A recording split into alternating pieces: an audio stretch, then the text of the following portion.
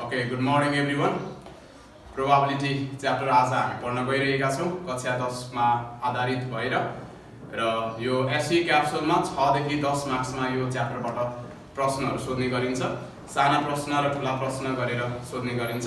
ठूला प्रश्नहरु सबै सेक्सन प्रश्नहरु हुन्छन्। ए बी सी मा सोधिने प्रश्नहरु छन्। ल प्रोबेबिलिटीलाई हामीले कसरी स्टडी गर्न सकिन्छ भन्ने कुरालाई केही एक्सप्लेनिङ गर्ने कोसिस गर्दै छु। यो प्रोबेबिलिटीलाई हामीले सम्भवतः तीनवटा सेक्सनमा डिवाइड गरेर हेर्न सक्छौं। पहिलो सेक्सनलाई इन्ट्रोडक्टरी सेक्सनको रूपमा राख्न सकिन्छ। प्रोबेबिलिटीमा हुने केही की टर्म्सहरु, त्यसका इन्फर्मेसन्सहरु, प्रोबेबिलिटी किन स्टडी गरिन्छ भन्ने बारेमा इन्फर्मेसन्स कलेक्ट गर्न सकिन्छ। सेकेन्ड सेक्सनमा हामीले योसँग रिलेटेड केही फर्मुलाहरुको बारेमा स्टडी गर्न सक्छौं र तेस्रो सेक्सनमा चाहिँ ट्री डायग्रामको बारेमा हामीले स्टडी गर्न सकिन्छ। र यसरी यो प्रोबेबिलिटी च्याप्टरलाई तीन भागमा हामीले छुट्याउन सक्छौं। पहिलो सेक्सन इन्ट्रोडक्टरी सेक्सनमा हामीले के कुराहरु लेख्न सक्छौं, के कुराहरु छन् भन्ने बारेमा केही इन्फर्मेसन्स यहाँनेरि मैले कलेक्ट गरेको छु। Let's see. Introduction to probability: the chance or likelihood of an event happening. Chance भनेको टेन्डेन्सी भयो, एबिलिटी भयो। के हुने त भन्दा लाइक्लीहुड, कुनै पनि डाटाहरु रिपिटिभ म्यानरमा हैन दोहोरिने म्यानरमा देखा पर्छन्, सिमिलर डाटाहरु देखा पर्छन् भने त्यसलाई हामीले लाइक्लीहुडको रूपमा लिन सक्छौं। इभेन्टमा कुनै पनि इभेन्टमा डाटाहरु रिपिटिभ म्यानरमा आउन सक्ने सम्भाव्यता कति छ, तिनीहरु इन्डिभिजुअली इन्डिपेन्डेन्टली आउन सक्ने सम्भाव्यता कति छ, यो बारेमा हामीले प्रोबेबिलिटीबाट स्टडी गर्न सकिन्छ। प्रिडिक्ट अनसर्टेन इभेन्ट र प्रोबेबिलिटीको डेटा केसेसहरुबाट हामीले कुनै हुन सक्ने फ्युचरिस्टिक इभेन्टको बारेमा पनि हामीले प्रेडिक्ट गर्न सक्छौं। जस्तै हामीले आकाशमा बादल लागिरहँदाखेरि हामीले पानी पर्न सक्छ भनेर प्रोबेबल केसेसको बारेमा स्टडी गर्नु पनि प्रोबेबिलिटी नै हो हैन। कति दिनदेखि बादल लागिरहेको छ त्यसको बारेमा डाटा कलेक्सन गरिन्छ र फर्दर यसले पानी पर्छ कि पर्दैन त भन्ने बारेमा पनि थाहा हुन्छ। एउटा सामान्य एक्जाम्पल टसिङ अ कोइन टस गर्दा हेड अर टेल आउन सक्ने प्रोबेबिलिटीको कुरा होस्।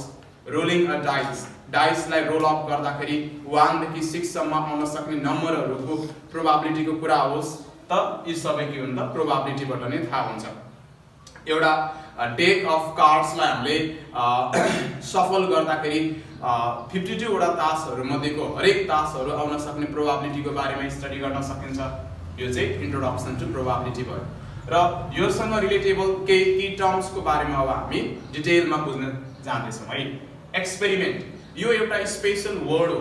मैले यहाँ अघि लाइक्लीहुडको कुरा गर्दा इन्डिपेन्डेन्ट र डिपेन्डेन्ट अर्थात सिमिलारिटी र डिसिमिलारिटी डाटाको कुरा गरिरहेको थिएँ। मैले साइन्टिफिक लर्निङ च्याप्टर क्लास 9, 10 अझ हामीले 7 क्लासदेखि नै साइन्टिफिक लर्निङ पढ्नु पर्ने हुन्छ र क्लास 10 को साइन्टिफिक लर्निङमा हामीले डिफरेन्ट भेरिएबल्सहरु पढिरहेका हुन्छौं। त्यहाँ इन्डिपेन्डेन्ट भेरिएबल, डिपेन्डेन्ट भेरिएबलहरुको बारेमा स्टडी गर्छौं। त्यस्तै यहाँनेरि पनि इन्डिपेन्डेन्ट केसेस, डिपेन्डेन्ट केसेसहरु देखा पर्छन् भनेर बुझ्नु पर्छ। इन्डिपेन्डेन्ट केसेस भनेको कुनै पनि इभेन्टमा डाटाहरु फरक डाटाहरु वन आफ्टर एनअदर अल्टरनेटिभली आउँछन् भनेदेखि ती डाटाहरु इन्डिपेन्डेन्ट हुन्। तर त्यही इभेन्टमा हरेक केसमा डाटाहरु रिपिटिभ म्यानरमा आउन सक्छन् भनेदेखि तिनीहरु डिपेन्डेन्ट केसेस हुन् भनेर बुझ्न सकिन्छ। त्यस्तै यहाँ एक्सपेरिमेन्ट भनेको डाटाहरु कलेक्ट गर्ने एउटा प्रयोग हो, विधि हो भन्न सकिन्छ। Action that produces outcome means result है। आउटकम परिणाम, the result of an experiment, जुन एक्सपेरिमेन्टबाट गेन गरेको डाटा बेसिसहरु नै हाम्रो रिजल्ट अर्थात आउटकमहरु हुन् भनेर बुझ्न सकिन्छ। स्याम्पल स्पेस नमुना स्थान, यसलाई यसले इन्कोड गर्न सकिन्छ। Set of all possible outcome, जस्तै स्याम्पल स्पेस भन्नाले के बुझिन्छ? एउटा कोइनको स्याम्पल स्पेसको कुरा गर्छौं भने यसमा हेड र टेल दुवैलाई काउन्ट गर्नु स्याम्पल स्पेस हो। डाइसको केसमा स्याम्पल स्पेस भनेको 1 देखि 6 नम्बरसम्मका नम्बर भ्यालुजहरु 1 2 3 4 5 6 यिनीहरु सबैलाई हामीले स्याम्पल स्पेस भनेर बुझ्न सक्छौं। टोटल आउटकम्स नै के हो त स्याम्पल स्पेस हो set of all possible outcome नै स्याम्पल स्पेस भयो कुनै पनि इभेन्टमा देखा पर्ने सक्ने सबै पोसिबल डेटा भ्यालुजहरु नै स्याम्पल स्पेस हुन् भनेर बुझ्नु पर्छ अब इभेन्ट तर्फ जाउँ इभेन्टलाई नेपालीमा घटना भनिन्छ a subset of sample space subset भनेको हामीले सी म्याथमा पनि सेट्स च्याप्टर पहिलो च्याप्टर पढेका छौं त्यसमा सबसेट्सका कुराहरू हुन्छन् युनिभर्सल सेटबाट सहायक सबसेटहरू तयार गर्न सकिन्छ यहाँ पनि घटना अर्थात subset of sample space total भेरिएबल्सहरूलाई हामीले साना साना इन्टिग्रेट भेरिएबल अथवा group of small variable from the main set नै के हुन् त सबसेट या घटना हुन् अझ हामीले यसलाई कसरी भन्न सक्छौं एक्सपेरिमेन्टका सबै डाटाहरूलाई सब ग्रुप गर्नु नै के हो त घटना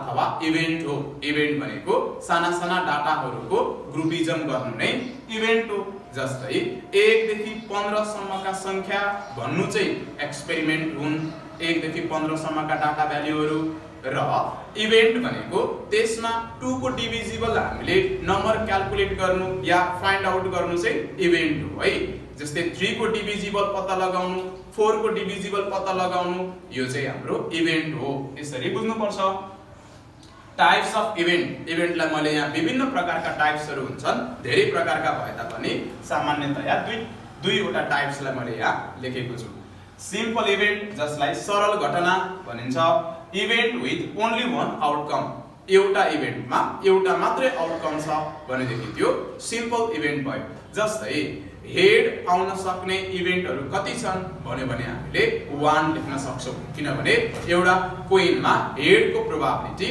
1 मात्रै नै हुन्छ टेल आउने इभेन्ट कति छ भन्यो भने त्यो पनि 1 नै भयो यसलाई हामीले सिम्पल इभेन्ट भनेर बुझ्छौं कम्पाउन्ड इभेन्ट भनेको रिपिटिभ इभेन्ट्सहरू एउटा इभेन्टमा एउटै मात्रै डाटा नआएर एउटै मात्रै आउटकम्स नआएर त्यो सँगसँगै अरु पनि आउटकम्सहरू देखा पर्न सक्छन् भनेदेखि त्यस्ताहरूलाई हामीले कम्पाउन्ड इभेन्ट भनेर बुझ्छौं ल अझ यहाँनेरि छुटेका केही की टर्म्सहरू के छन् भन्दाखेरि प्रोबेबल आउटकम्स भन्न सिक्नु पर्छ पोसिबल आउटकम्स भन्न सिक्नु पर्छ फेभरेबल आउटकम्स भन्न सिक्नु पर्छ र अर्को स्याम्पल स्पेस अथवा टोटल आउटकम्स भनेर बुझ्नु पर्छ तीनवटा आउटकमहरु भए एउटा फेभरेबल आउटकम अर्कोलाई हामीले पोसिबल आउटकम नै फेभरेबल आउटकम सेम नै हो र अर्को हामीले स्याम्पल स्पेस अथवा टोटल आउटकम दुई प्रकारका आउटकम्सहरु हुन्छन् रिजल्ट्सहरु हुन्छन् एउटा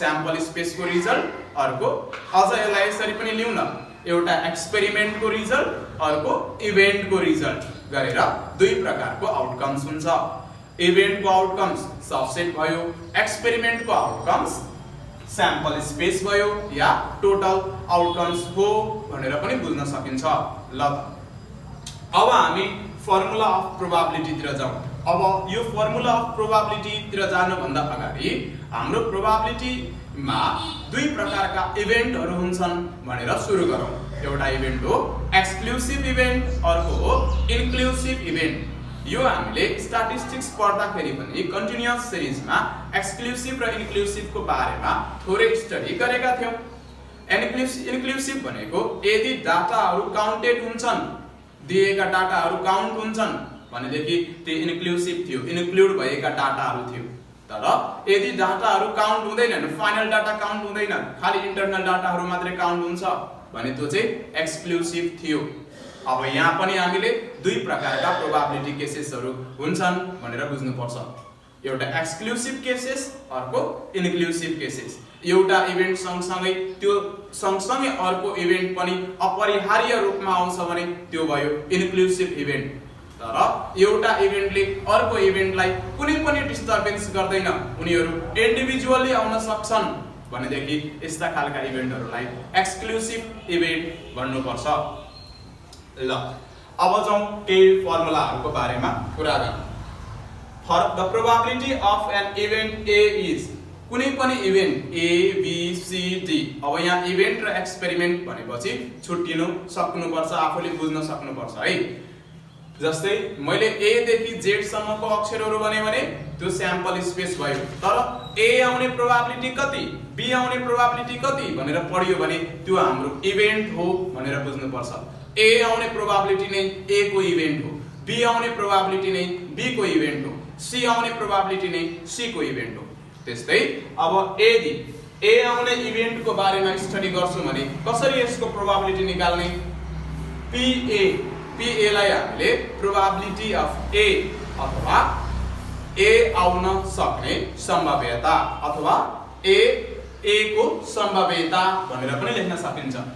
probability of A equal to NA by NS। अब NA भनेको नम्बर अफ फेभरेबल आउटकम्स र NS भनेको total outcome in sample space. जति ए आउन सक्ने सम्भाव्यता छ त्यो डिवाइड जम्मा त्यहाँ दिएका नम्बर भ्याल्युज अथवा टोटल नम्बर अफ मेम्बर्स कति छन् त्यो स्याम्पल स्पेस को टोटल आउटकम कति छ त्यसले डिवाइड गरियो भने ए को प्रोबेबिलिटी हामीले निकाल्न सक्छौं। यसरी नै मैले अघि दुईवटा रुलको कुरा गरेको थिए, एडिसन रुल र सब्ट्र्याक्सन रुल। धेरै जसो यसमा भएका रुल्सहरु फर्मुलाहरु हाम्रो सेटसँग सम्बन्धित छ। सी म्याथ को सेट च्याप्टर समूह च्याप्टरसँग यो सम्बन्धित छ। अलिकति हेरौं है। जस्तै समूहमा पनि ए युनियन बी ले के जनाउँछ भन्दा ए को सबसेट र बी को सबसेट्सहरुमा भएका सबै सदस्य संख्याहरु नदोहोरिकन नछुटिकन देखा पर्नु भन्ने जनाउँछन्। अथवा ए र बी का सम्पूर्ण सदस्यहरु जुन नदोहोरिकन र नछुटिकन देखा पर्ने सदस्य संख्याहरु चाहिँ ए युनियन बी मा हामीले लेख्थ्यौं। यहाँ पनि हामीले ए युनियन बी को प्रोबेबिलिटी भन्न खोजेको के हो भन्दा ए को प्रोबेबिलिटी र बी को प्रोबेबिलिटी को मिश्रित प्रोबेबिलिटी कति हुन्छ भन्न खोजेको न हो। त्यस आधारमा पीए को प्रोबेबिलिटी जोड्नु पर्छ र पीबी को प्रोबेबिलिटी जोड्नु पर्छ। कस्तो खालको केसमा? एक्सक्लुसिभ को केसमा। यदि ए को प्रोबेबिलिटीले बी को प्रोबेबिलिटी लाई डिफल्ट गर्दैन, फरक पार्दैन, बी को इभेन्टमा हामीले बी को प्रोबेबिलिटी क्याल्कुलेट गर्दै गर्दा ए को प्रोबेबिलिटी लाई कुनै पनि इफेक्ट पार्दैन भनेदेखि त्यसकोलाई हामी म्युचुअली एक्सक्लुसिभ भन्छौं। यसमा सामान्यतया हामीले पीए प्लस पीबी गर्छौं। अब इन्क्लुसिभ भनेको काउन्टिङ हो। यसमा चाहिँ हामीले के गर्छौं त भन्दाखेरि चाहिँ PA probability plus PB probability minus के गर्छौं त ए इन्टरसेक्सन बी। अब यहाँ दुईवटैकै साझालाई हामीले के गर्यौं घटायौं भनेर बुझ्नु पर्छ।